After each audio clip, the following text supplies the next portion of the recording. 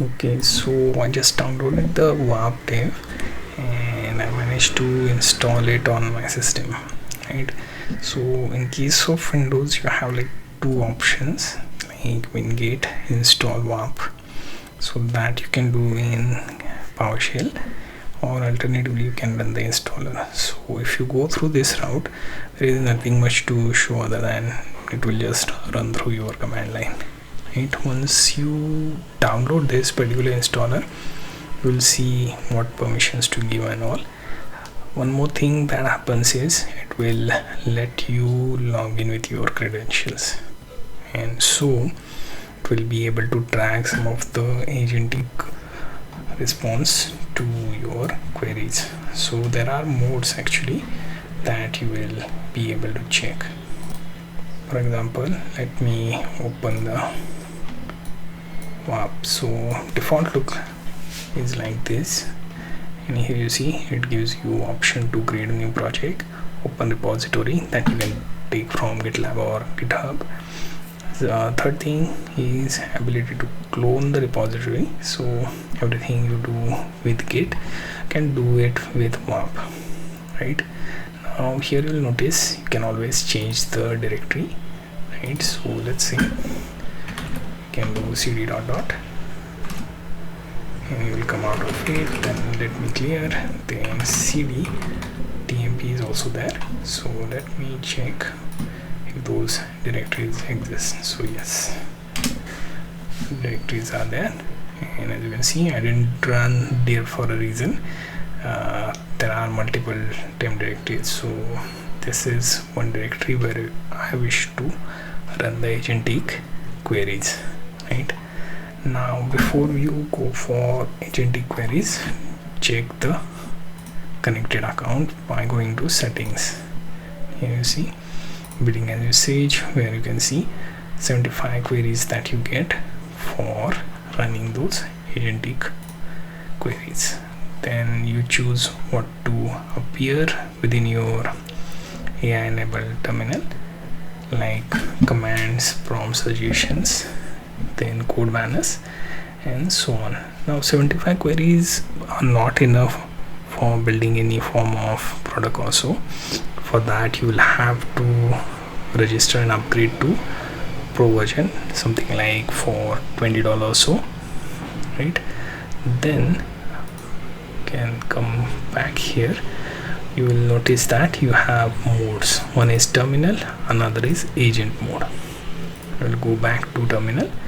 Now here you have slash command, so when you have this slash, you will find the other directories within this particular folder being listed, right? Also you will find option to use voice input to be used within terminal, something default PowerShell or even command prompt doesn't offer, right? Now third thing is using context. So when you are referring to a particular file within directory, your agent needs to know where is that file or which file is that. That context can be created using the @ symbol.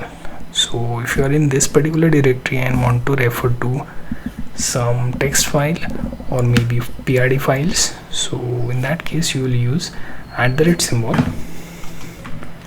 and then you will have to specify that particular file. Now as you can see, this is randomly picked from that, right? You will also have folders, right? Then you can always use these .env, taskmaster, gitignore type of files as well, right? Then finally image. Now image context usually are better on IDs like say VS Code or so. In WAP terminal also you will find that option, right?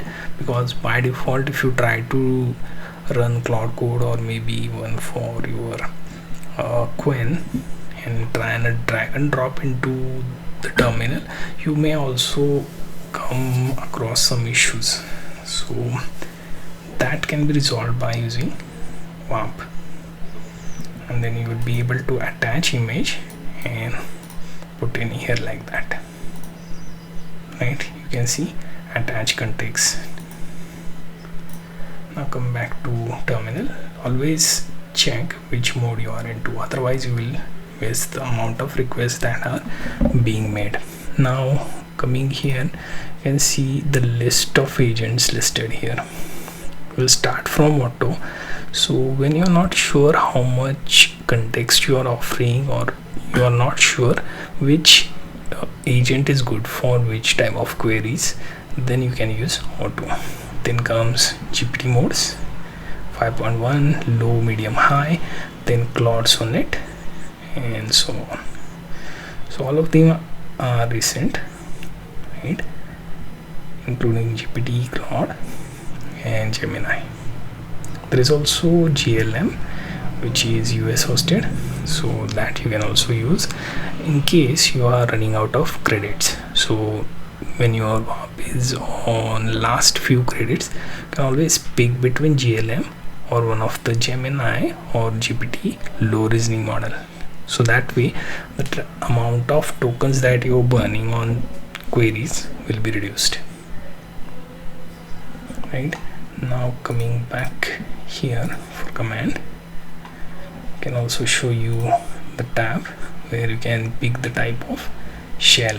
So I have Windows PowerShell, then default PowerShell that Windows offers. So this one is version 7 that runs on the top of the default one offered by Windows.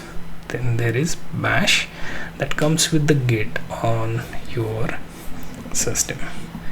Then finally the Ubuntu one, I managed to set up one of the WSL, and the Ubuntu came through that, right? So after that there is review code option. So unless we are working on the project, I don't think it would be worth exploring this. Then agents, right? You can always get additional agents apart from these with your own key, and then add for, say, your deployment, right, for code, or even installing your certain binaries or dependencies, right? So these small agents you can use within project outside your default AI agents, right? Now this is the directory, and I have like 75 or so credits. I can always save. Let me go to the agent mode first. Now here, let's say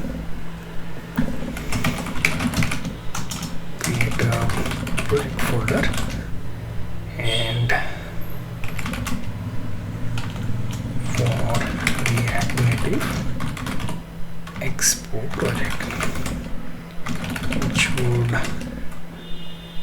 initiate, say, something like Melon.js or maybe some other Phaser.js. Let's see, Phaser.js, and start simple app, or you can see Phaser.js. Then that app should simply create game where we get to tap the buttons, right? Very simple concept. We can turn that mobile app into a game, right? Now I will hit enter and see create a project folder for React Native Expo project named bullets, right, which would initiate Phaser.js for game dev. Then that app should simply create a game where we get to tap the balloons, right? Let's enter. Let's see how much it can go, and then we will stop. Assuming we have very less amount of credits, I don't think they will suffice for this, but we will create either way. Now you can see the default prompt will initiate certain tasks that you can run one by one, right? And it will also ask you for these instructions. Simply hit run and it will start. Now it will go through lot of code changes and it will also begin.